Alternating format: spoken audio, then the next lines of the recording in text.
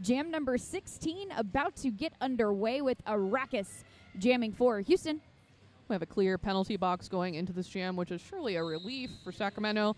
Despite those last few jammer penalties, it's been pretty low penalties in this game so far. Only 8 for Sacramento, 11 for Houston. In contrast, Sacramento was very penalty heavy in yesterday's game against Rocky Mountain. And the forecloser jamming for Sacramento took a little bit of a spill there, but managed to get past all of the blockers legally prior to taking that tumble. So she has been declared lead jammer, and Arrakis has been declared a track cutter and is forced to go to the penalty box. How dare she cut the track? Well, she's joined now by Rose Villain in that penalty box, the pivot for Sacramento. Forecloser grabbing a grand slam on that first scoring pass. See Annie Anklebiter coming in on Houston, working that offense, but all it's done is speed up the pack. Devastator now also working the offense. Forecloser trying to push the pack out themselves. Sacramento working the passive offense instead of speeding up the whole pack. That's 5 points for Sacramento Roller Derby. Arrakis trying to get through that solid Sacramento tripod, and the tripod falls apart a little bit. 2 players falling back to provide some offensive assistance, but one of them committed a forearm penalty. Arrakis manages to get through and is now on her scoring pass. Forecloser sees Arrakis coming and calls it off after grabbing 12 points. Sacramento now leads by 79. We're going into the last 2.5 minutes of the first half. Jam 17 right around the corner. Score is 137-56. And our jammers out on the line are... We have Ariel LaTwister for Sacramento. And I cannot see the number for our Houston jammer, and I assume you can't either. I believe that's NGen, but I'm guessing. You recognize her butt, perhaps? No. She has a specific stance that she uses that other jammers don't off the line. But, yeah, it is NGen. It is NGen, and she is the lead jammer at that. Now, if I'm not mistaken, I'm gonna check the stats here, but I believe that might be NGen's first lead jammer status. Sacramento has been pretty strong on shutting out Houston from lead jammer. Yeah, so NGen, that was her first lead jammer status. She's jammed 3 times total, so 33% lead jam acquisition status. And Ariel LaTwister really put on the pressure in that jam, though, Scarlett. She got 1 point, forced NGen to call the jam off to prevent more point spillage, if you will. Stop the bleeding, if you will. We have an official review called by Houston. And with 1.5 minutes left in the first half, this official review is brought to us by Resurrection Skates.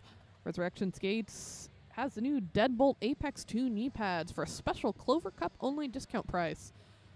This has come by the booth, but I'm going to say come by their website, Resurrection Skates.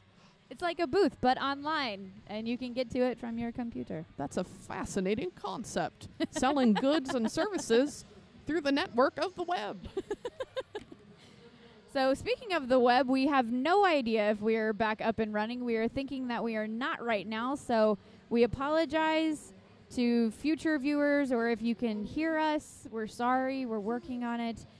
There are some technical difficulties, and so far we've kind of done the first half blind, not knowing if anybody at home can see or hear us. Yeah, I'm not sure. The tweets seem to indicate no one can hear us. Looks like we're getting some news about our official review here. We'll update you in just a moment. So Houston's official review on that last one was they were contesting the points that were scored while the jammer from Sacramento was calling off the jam, but the points will stand and they lose their review. We are heading into Jam 18. Your jammers are Nail Her Swift and Diamond Cutter. Nail Her Swift looks like the lead. Oh, no, nope. I am mistaken. That is Diamond Cutter out in front, your lead jammer for Houston. I believe that is Diamond's first time to get lead jammer status as well. So they tumbled out of the pack as one. They did. They were neck and neck. Oh, and we have a cutting the track penalty being called on Nail Her Swift, but Diamond Cutter went first. So we're going to play musical chairs. This is going to be a 2-minute jam also. So our jam clock is going to exceed the period clock. I'm sure Houston is probably happy with that. More opportunity to score points, but more time. Yeah, both Jammers back into the fray, out of that penalty box, and Diamond Cutter, as if she was pushed by a rocket, just jutted around the apex there. She flew through that pack. Naylor Swift caught up behind Peyo Duz, yes. And still struggling here in the straightaway between turns 3 and 4. So that Peyo Duz 2x4's tag team and assisted by Brandy Brown and Acupuncture right now, trying to trap Naylor Swift in the back. I believe she's looking to pass that star to her pivot. That's right. Rose Villain has lined herself up in front of Peyo Duz, trying to strategically escape the pack. Rose Villain now with a star in her hand, but still caught behind Peyo Duz, last one to beat.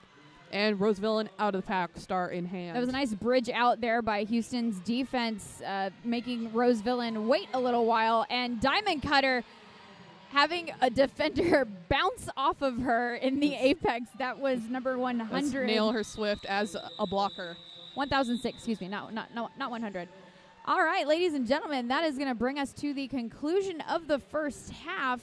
I believe our stream is now back up just in time for halftime. Hooray! So maybe we should run into our halftime here. I'm still seeing a green screen behind me, so perhaps not. I don't know if we're back up, but Twitter seemed to indicate it is, but who can believe the internet?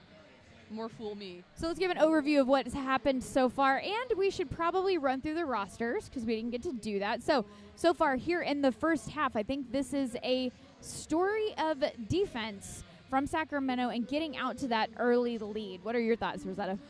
I agree with that, Scarlett. They had an early run, a strong few jams while Houston was getting dialed in and figuring out how to play this team. Of course, the larger story for Sacramento this weekend is the combined team. We had Sac City Rollers and Sacred City Derby Girls, our 2 leagues in Sacramento.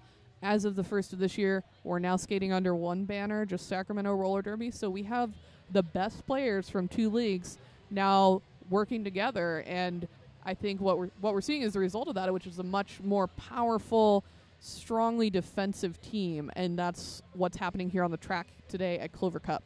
I was making a Captain Planet joke about that earlier. When your powers combined, we are Sacramento. Maybe that can be our new cheer. So far on star passes, Sacramento has passed the star twice. Houston's only passed it once. And we're looking at a 73-point differential. Sacramento up 138-65 for Houston.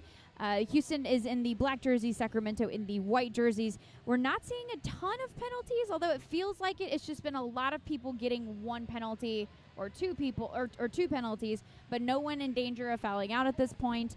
The most we're seeing on the board is 2, and that's several players from both teams. They're very dramatic penalties. There's not a lot of penalties, but when they happen, it seems like it's at the worst moment or a very heightened moment in the game, and it's a jammer. And then we're seeing these big penalty kill situations, or we're seeing the jammer get trapped, like you said, Sacramento with a couple of cap passes. Those were after a lot of pressure from Houston's defense. So pretty interesting game here. I'm really interested in the second half. What is Houston going to do to overcome that 73-point differential? Can they do it? Will Sacramento, tighten up the jammer penalty situation? That's what I'm looking for in the second half of this game. Yeah, I will second that as well. I think it just took a little while for Houston to settle into their groove, and now that they have, we've seen a few moments where it seemed like the team was on point and understood exactly how to break up whatever formation that Sacramento is dishing out, and they're getting much more responsive to Sacramento's jammers, and that's the key to having a defense that wins games. So exciting stuff here in the first half. Again, we don't know if our stream is back up, so if you guys are listening to this in the future, just take it for what it is. We are going to take a brief intermission here. We've got 7 minutes left until the game resumes. We're going to come back a little bit early ahead of halftime to run down the rosters and do things that we weren't able to communicate in before the start of the game. So going into halftime, 143-65, Sacramento in the lead here in this semifinal game of Houston versus Sacramento. And we will be back at you in a few minutes. I'm Scarlett O'Hurtia. I'm Rosetta Stone. And we'll talk to you soon.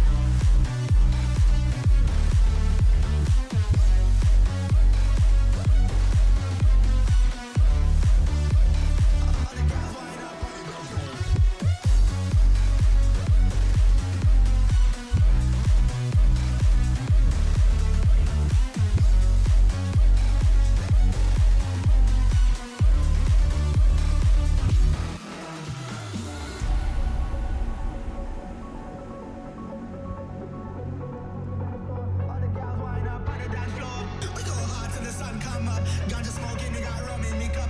Bad gals wind up on the dance floor. All the gals wind up on the dance floor.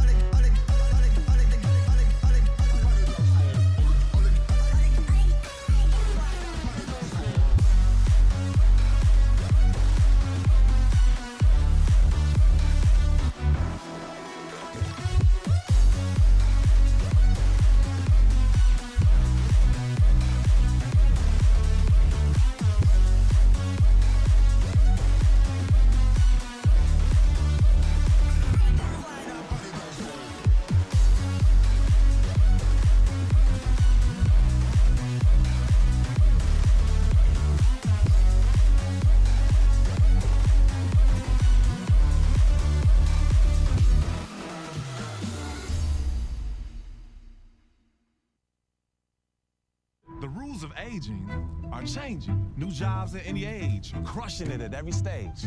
Numbers don't define us. 25, 45, 65 is a state of mind. Dreams to seize, more opportunities, disrupting aging. Behind all it.